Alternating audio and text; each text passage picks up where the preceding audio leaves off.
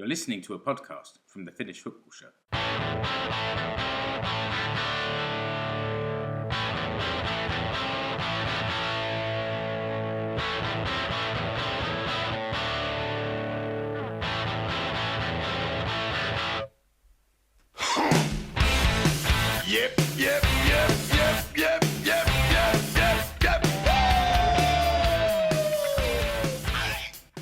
Yes, it's the Finnish Football Show. I'm Mark Wiltshire and I'm joined today by Ali Manson. Hi, Ali. Moi. By Keke Mullari. Hi, Keke. Morjes. And by Mark Hayton. Hi, Mark. Hey. Now, this is a Huuhkajat preview episode. We're looking forward to the upcoming Nations League games for Finland. And, well, it's a bit of a tasty group, I think. Finland are in Nations League Group B2, playing against England, Greece, and the Republic of Ireland. Now, I think we'll come on to our our predictions for the games. How confident are you feeling, boys? I'm feeling pretty confident. But you know me, I'm a glass half full type of chap. You really are. Yeah. And that's normally because you've drunk the other half already. Hey. Looking forward to Saturday the 7th of September. Finland start the campaign away to Greece. That's a 9:45 kickoff finish time, and then follow that with a game Tuesday the 10th, and that's away to England at Wembley Stadium. Same kickoff time, 9:45 finish time. Obviously, it's just started, so there's no group table to talk through. We'll come back to that after these two games when we have a little match report episode. But Keke, first of all, do you want to just talk us through the Finland squad, and maybe we can talk about some of the new players and some surprising omissions? Yeah, sure. Yeah. So starting at the back, the keepers are pretty much what you'd expect. We've got Lukas Radetzky, whose Bayer Leverkusen side have finally lost the game after about 100 years. They come unstuck 3-2 just at the weekend. But yeah, Lukas Radetzky is there. Jesse Jörnen, who's kept at least one clean sheet in Serie A this season, when Venezia claimed their first point of the Serie A season. He's had an absolute blinder. And Viljami Sinisalo, who is newly signed for Celtic in the Scottish Premier League. So, that's your three keepers. Then moving into defence, we've got Arttu Hoskonen, Robert Ivanov, Miro Tenho, Leo Väisänen is back. We spoke about Leo a couple of times. He's back in the squad. Ilmari Niskanen, Tuomas Ollila, Jeri Uronen is back in the squad. Thomas Galvez, and we've got Adam Stahl has joined up with Huuhkajat. Djurgården defender, born and raised in Sweden to a Swedish father, Finnish mother. And yeah, it's sort of news came out a few weeks ago that somehow he'd expressed an interest to join up with Finland. Probably no small part to Miro Tenho and Rasmus Schuller sharing a dressing room with him over there in Stockholm. I'm pretty sure those guys must have had something to do with it. But yeah, it was Rive Kandava was asked about the possibility, and yeah, the squad come out, and Adam Stahl is involved, and he seems pretty chuffed as well, judging by his social media output. He's he looks pretty pleased. So we'll see how he gets on.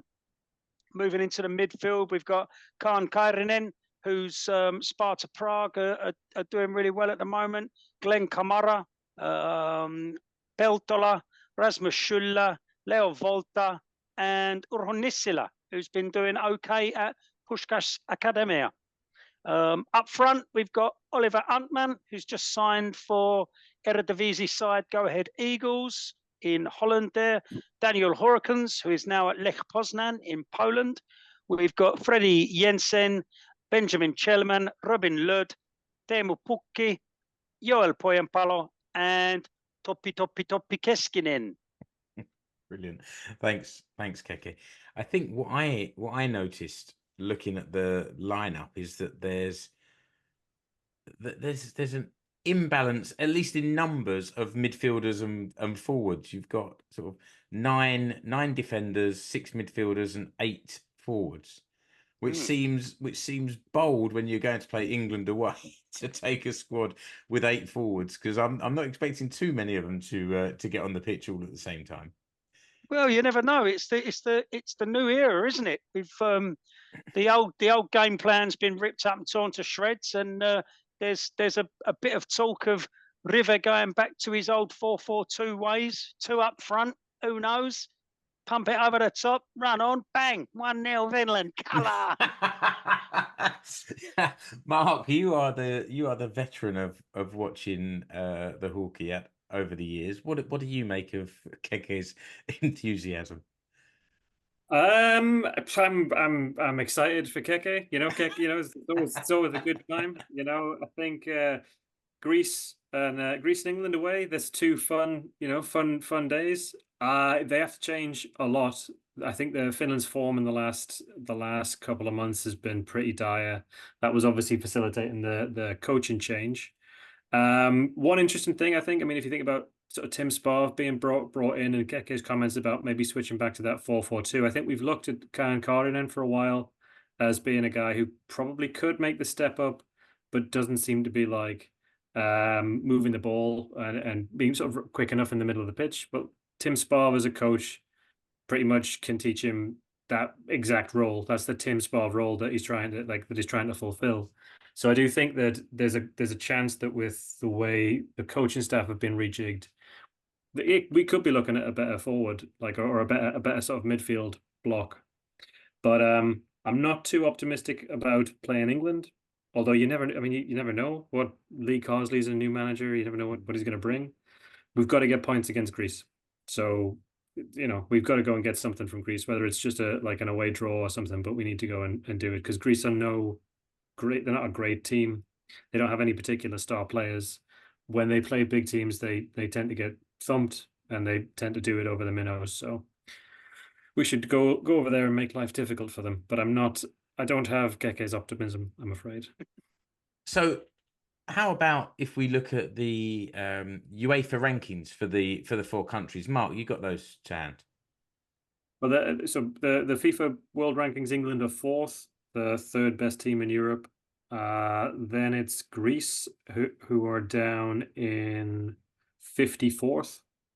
Lord knows how many that is in Europe. Then Ireland are 58th, and we are down there at 63rd, which I think is a bit harsh given how we beat Ireland the last time. Like the last time we faced Ireland, we gave them a pretty good, good going over. I think we got 2 wins, right? So yeah, I'm surprised, because all I've seen is misery coming from the Republic of Ireland in the last few years. They can't score a goal, they can't win a game, they can't find a manager. It's been pretty bad. So I'm surprised to see us quite so low down there, bearing in mind we've been holding our own in the 2nd level of the Nations League, but not setting the world alight, I suppose. So when I saw the group, I thought we should be competing for 2nd place, but that would suggest that we should be 4th in the group based on the rankings anyway. Yeah, I mean, I do think that's not. I didn't really ring. I mean, we haven't had a good year. You know, like the last year or so in the qualification, I think was pretty disappointing. But I do think, you know, you look at it, and you think Greece got knocked out of the qualifiers by Georgia. That's you know what right. I mean? Yeah. Like they're not great shakes. You know what I mean? As a team. So I mean, so I do think we could be in contention. But it's that kind of group. The Nations League can slip away really quickly, and I don't fancy us getting anything from Wembley. So yeah, No, got to get something from Athens. yeah, I'm tempted to agree. I think if we can come out of these 2 games with 3 points, then that's probably half of the course. If we can get any more than that, that would be spectacular, really. Ali, how are you feeling going into these to these two fixtures? Well, yeah, I think, I think earlier Mark might have mentioned that, he would have been happy with a point in Greece. You've obviously said winning in Greece is paramount. I think that if we could at least get a point in Greece, and then obviously that puts more pressure on winning the home games, but that's obviously something that I would hope and expect from, I think we play Greece in November at home off the top of my head. Yeah, Greece are, I mean, they've never really been a strong team, but they've often over the years had individuals that you would recognize and players that would play, and at least sort of Europa League teams quite consistently. And just looking at the players list, they've got a couple of like defenders that have played for decent teams like Mavropanos and Tsimikas, who's obviously at Liverpool and gets a lot of game time at Liverpool, to be fair. But then other than that, the Greek player list, it is nothing special, nothing that I would be particularly worried about. But yeah, again, as Mark was alluding to, the last year has been not great, and there have been some pretty poor away performances in that year, which have surprised me, to be honest. A couple of those performances. So yeah, I think if we can get a point in Greece, and then we'll see what happens at Wembley. It might be a totally demoralised England team from losing in the final. We can, and also Lee Carsley might also experiment. I mean, he's got a few younger players like Angel Gomez, who's never played for the senior men's team before. He's got a couple of his favourites from the under-21 win from last year. So who knows? I mean, of course, I don't think any of us are really expecting Finland to win at Wembley, and to get a point would be incredible. But I think if we can come out of the Wembley game with like a decent performance, or at least a semi-decent performance, then that's something to take into the next games in October. Yeah, the England squad is full of players that won the under-21 Euros a year or so ago, didn't they? So that's why he's brought them. They were his players, and he's brought them in to play his way. Keke, you were going to say something, and then I've got a question for you or Mark. Yeah, I was just going to say, the lads have obviously hinted on the recent away form. I mean, those away defeats in Slovenia, and then the obviously disaster in Cardiff are still quite fresh in the memory. I did go up to Scotland for the pre-Euro friendly game there, which we come away with a 2-2 draw. So there was that to sort of pin some hope on, but we limped to a 2-1 victory away at San Marino. It was the recent away form hasn't been spectacular, but as I said, obviously half in jest, but there has been this coaching change. The previous plan has been ripped up, and I think Palolito have sort of made it clear to Rive that something has got to change. Otherwise the credit that was in the bank is going to run out pretty sharpish. So Greece away, I think that's a game. When you look at the three teams, Greece, Republic of Ireland, and England, you've all said it. Okay, a victory at England would be like a miracle. It'd be fantastic. It'd be the best thing ever happened to us. But it is unlikely. But coming up against a team like Greece, even if it is away from home, you've got to be going for it, haven't you? I mean, last time we were there, they was all far too hungover to realise where they even were. I think we still managed to put the ball in the back of the net once, didn't we? So you mean the Finland team was hungover from celebrating getting to the Euros? Yeah, okay. Exactly that. So yeah, you got to be going for it, haven't you? Greece away, do you know what I mean? You got to be taking it to them. You can't be overcautious. You got to go for it and try and nick 3 points there, and then England. What will be, and then that's your first two opening fixtures out of the way, and you see where you are from there. But I do think opening fixture of the Nations League campaign, it may well be away from home, but against Greece, you've got to go for it. Mark, about we mentioned it a couple of times about the changes to the coaching setup, just in case someone listening isn't all over that. Do you want to just explain what's or who's come in anyway, and then maybe what you think that might do to the squad? Well, yeah, okay. So I mean, the first major sort of appointment is Tim Sparv has been coaching he's been coaching in Sparta Prague for I think 2 or 3 years since his retirement. He was in with the juniors for about a year, then moved up to the reserve team and did well. They have like this sort of Spanish system where the reserve team plays, I think, in the second or third division in Prague, and now he's one of the assistant coaches to the new to the new regime there. And he's been already, if you follow him on Twitter, you can see his like coaching drills and how he talks about sort of updating the squad and getting his staff like in shape for the season. Also they brought in Yanni Honkavara, right? Who I think maybe you know more about than I do, Mark, who like with a bit of his SU core background. And he's also quite well known for his like moving the ball and getting everything going. So what they're trying to do is, I think, trying to make the team a little bit more creative and a little bit more stable in the middle of the pitch, because I think what they had previously was a pretty heavily structured team, which was focused on sort of the defense playing out from the back. And what we got to see against Wales and against San Marino is that it's not working. Even against Scotland, when we got the 2-2, I don't think we had a shot on target until the 80th minute.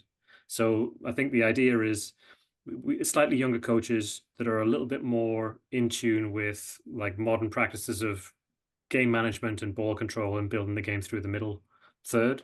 I think that's the basic plan for what they're going to go for. Yeah, I guess the third person in that list is Teemu as well. He was the third one to come into the coaching side. So yeah, that would fit with that. Also Premier League player, and when he managed in the Veikkausliiga, his teams were generally pretty. I mean, I think they didn't do that well, but they were very technically very good and managed the ball well. Now, Keke and I are going to the game at Wembley, and I was invited on the Three Lions podcast last week to do an interview giving our perspective on the Finland team. I got some really good notes from Keke and remembered to mention about half of them. So if it's a bad interview, it's all on me, and if it's a good one, it's all on Keke. But we're going to Wembley, and we're in with the Finland fans, obviously, because that's who we support in this game. But it does feel a bit odd. Doesn't it feel odd to you, Keke? Nah, I mean, you remember when we did our origin stories and people always used to ask me the same question. Oh, but if England played Finland, who would you support? Do you know what I mean? That's the question you get all the time. And, I've been waiting for this for a long, long time. I'm finally glad it's come round. And yeah, you can send me to the Tower of London, chop me head off the trees and do whatever you like. But I support Finland. Yeah, I've been called traitor on more than one occasion, and we're still a week away from the game actually kicking off. But I'm looking forward to it. I've been to a couple of games at Wembley back in the day, but not the new Wembley. So this is going to be quite something else. So I'm looking forward to meeting up with the Huuhkajat fans beforehand. A couple of people have reached out to us on social media by email and said, "Oh, if you're in town, can we meet up for a drink?" So if you've asked that question, the answer is yes. Let's make it happen. I've no idea where we're going yet. Have you got any ideas? Euston Flyer. We're going to the Euston Flyer on Euston Road. Right. Okay. There you go. I've never been there before either. So there you go. Decent.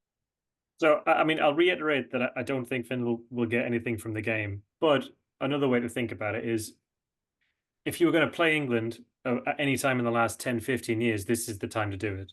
Like Southgate era was a bit of a damp squib. I think we all knew going into the final that Spain would be the better team, and they were. While they went far in the tournament, nobody really believed in the team that much. So the press is a little bit down on them. Nobody's really impressed with Carsley.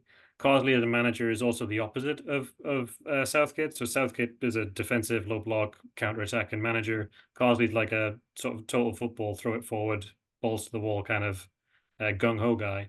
So tactically, the transition that players are going to have to make is quite big.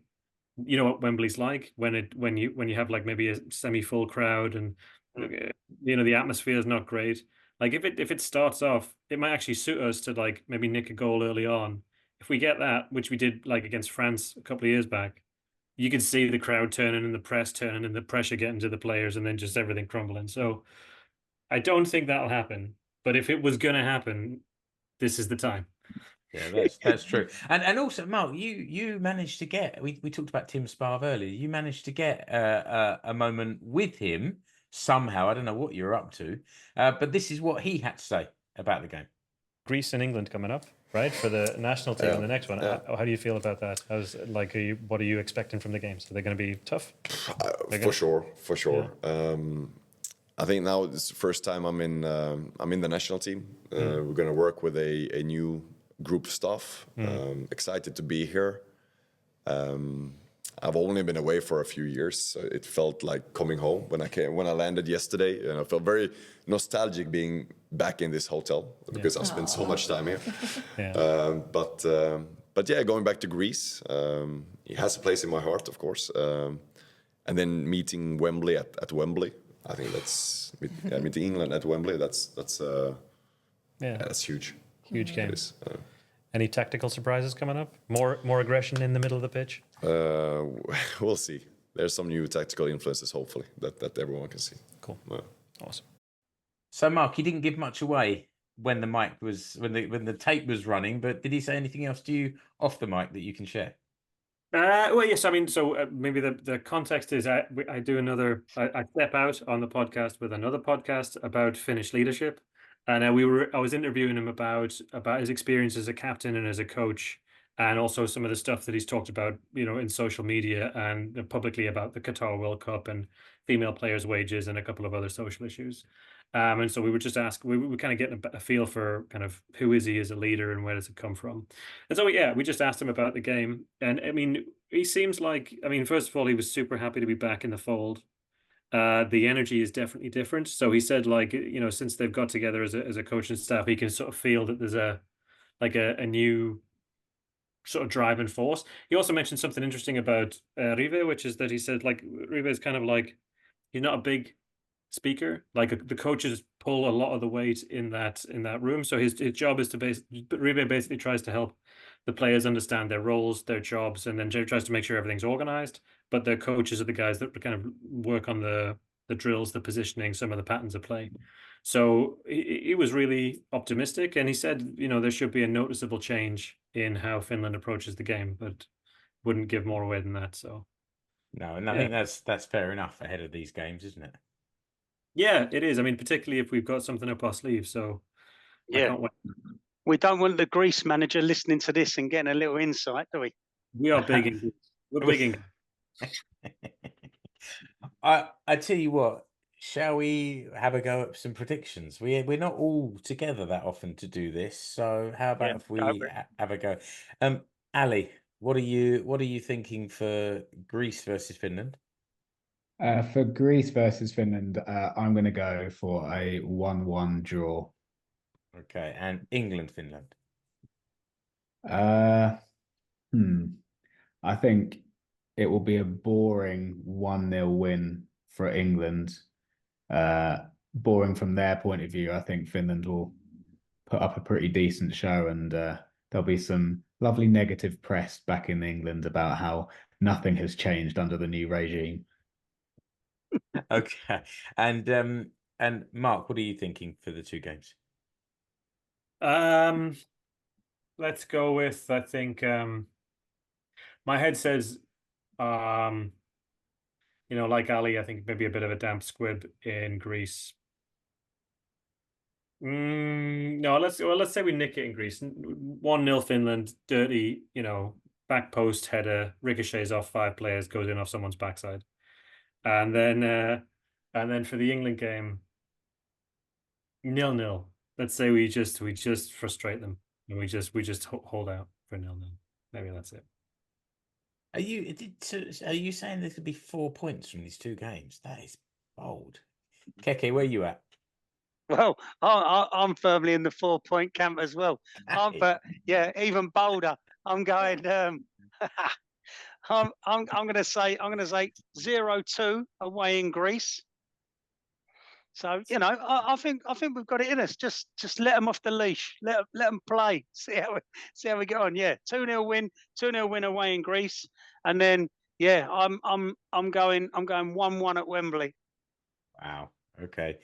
I'll have a 2-1 away win for Finland in Greece, and Come on, Mark. no, Come on. I don't think we'll win. Depends on how much you're going to sing. I'm going to sing a lot. Don't worry about that. But I'm still saying 2-0 to England. Ah. Okay, listener, we'll come back on this after. Actually, after the England game, I'm then on holiday in London for a week, so I'm not sure I'm taking all my gear with me there. So you might have to wait a week or two afterwards, but we'll be back. And actually, we've just recorded an interview with young Finnish referee Abdirahman Sugule, which is a must listen to. It was really compelling. I mean, I thought we'd have him for half an hour, and we were very close to an hour, and all killer, no filler. That's it. Isn't that what the kids say? No, or they used to say. It was a great interview, a lot of fun, but at the same time very sobering. So yeah, must listen. Yeah, absolutely. Ali, it's been a long old session tonight. So thank you for joining. Always a pleasure. Kudos, Mark. And big thanks to that lovely little baby of yours for not waking up during the recording and letting Daddy be with us. Yeah, absolutely. She's done pretty well tonight. She has, but it's getting late, so get yourselves off to bed. I will do. Mark Hayton, thanks for joining us. Good to have you here. Tack så mycket. No problem. And Keke Mulleri. I'll be seeing you in London, young shaver. Kiitos. Bring it on. Listener, until the next episode of the Finnish Football Show. Thanks for listening. Goodbye. Bye. You've been listening to the Finnish Football Show. You can find us online at finishfootballshow.com. Remember to subscribe to the show wherever you're listening or watching. You can follow the Finnish Football Show page and group on Facebook and also on Instagram. Escape to Suomi on Twitter is now Finnish Football Show on X. And you will find us on Blue Sky at Finnish Football Pod. See the links in the episode description, along with the links to the Finnish Football Show merch shirts.